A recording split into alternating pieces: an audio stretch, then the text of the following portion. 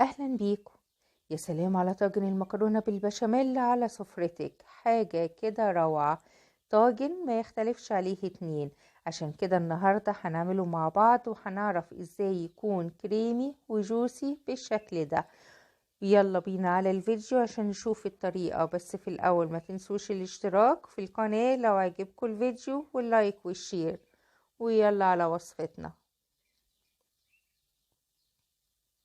هبتدي الأول باللحمة المفرومة، معايا معلقة من السمنة، حاجة كده بسيطة بس عشان أشوح فيها البصل.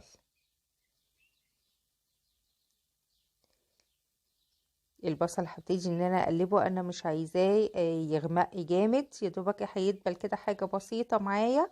وهبتدي ان انا اعمل حفرة كده في النص، وهحط فيها واحدة من المرقة. المرقة لما بتتشوح مع البصل بالطريقة دي بتدي طعم حلو قوي للبصل وكمان للحم. لحد ما يبتدي يصفر بالشكل ده كده، هبتدي ان انا احط اللحمة المفرومة. واول ما بحطها بحط عليها الفلفل الاسود زي ما احنا متعودين. هنا مع اللحمة المفرومة كمان الفلفل الاسود ما بيعملش تكتلات للحمة، كده بيمنع الزفارة وكمان ما بيحصلش فيها تكتلات. هبتدي ان انا اتبلها بملح. دولت ال11 بهار اللي هم موجودين بتاع كنور اللي هو بالشكل ده كده. انا خدت بس منه معلقة واحدة، وكمان قرفة.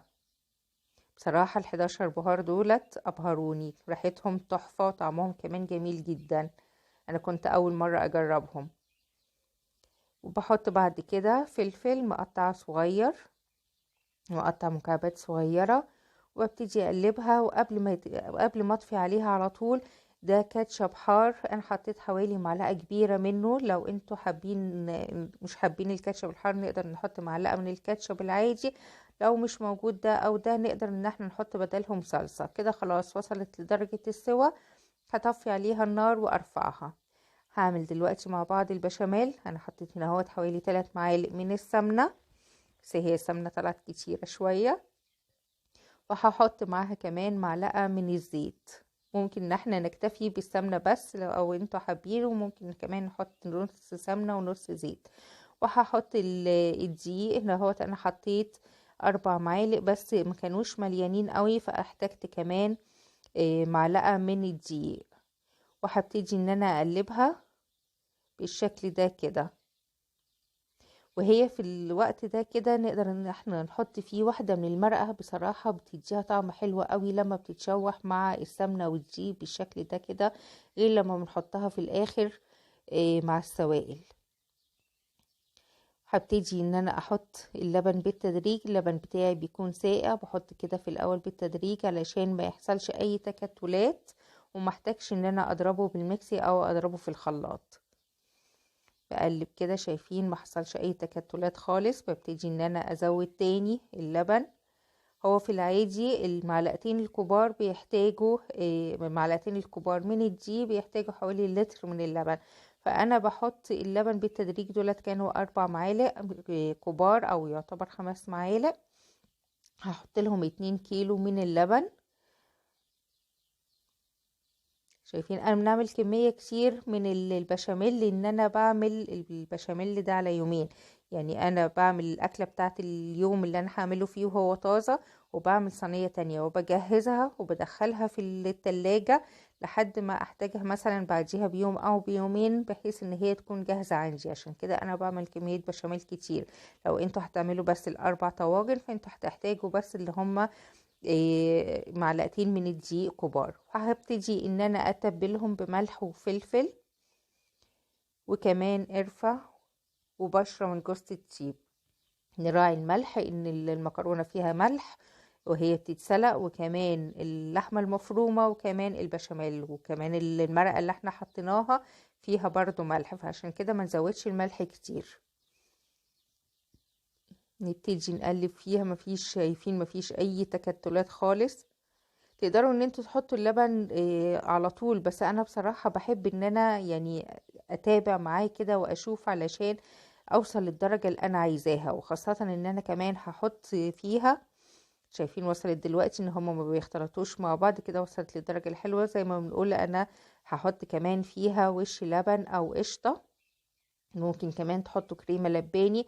فانا مش عايزة احط كمية اللبن كلها مرة واحدة، وفاجئ كمان لما اجي احط الوش اللبن او القشطة الاقيها ان هو بقى خفيف، وابتدي ان انا ازوده دقيق تاني. علشان كده بطول بس في النقطة دي. كده خلاص البشاميل بقى جاهز. بجيب المكرونة المسلوقة وبسلقها كمان 3/4 سوا، يعني موصلهاش لدرجة السوا الكاملة. وبحط عليها بشاميل بالشكل ده كده. انا عايزه البشاميل يغطي المكرونه حلوه قوي من فوق، علشان تبقى لما تستوي في الطاجن، ما تبقاش ماسكه مع بعضيها خالص، وتبقى كده فيها سوائل او فيها بشاميل باين فيها. انا بجيب الطاجن وبدهنه بالسمنه. نقدر نحط كمان بشاميل في قعر الطاجن من تحت لو انتوا حابين. انا بعمل ساعات كده وساعات كده، او انا المره دي بصراحه انا نسيت ان انا احط، فمش مشكله عدوها المره دي. دلوقتي انا حطيت المكرونه، وبعد كده ببتدي ان انا احط اللحمه عليها من فوق. ممكن ان انت تقسموا المكرونه نصين زي ما احنا متعودين، بس ممكن ان احنا نعملها بالطريقه دي كده. جربوها برضه، هتبقى طعمها جميل. احط المكرونه الاول، وبعد كده بحط عليها اللحمه المفرومه وبضغط عليها كده من فوق. بعد كده بحط لها جبنة موتزاريلا. نقدر نحط لها جبنة شيدر او اي نوع جبنة من موجود عندنا. انا حطيتها هنا في الاول. وهحط عليها البشاميل ديت، هتبتدي ان هي تسيح وتدي طعم حلو من تحت البشاميل. وبحط عليها البشاميل كده من فوق، وبغطي الطاجن حلو قوي من جميع الجهات، علشان يبقى لما يدخل الفرن يبقى كريمي كده وجوسي. بدخله على درجة حرارة 200 لحد بس البشاميل ما يبتدي ان هو يجمد من فوق. هعمل طاجن تاني انا هنا. تمام. وبحط بعد كده البشاميل، وهدخله كمان معاه الفرن.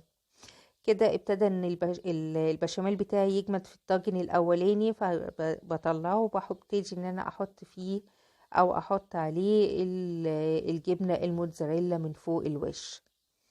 الطبقة ديت اللي هتبتدي ان هي تسيح في الاخر وتحمر معايا لحد ما يبقى شكلها بالشكل ده.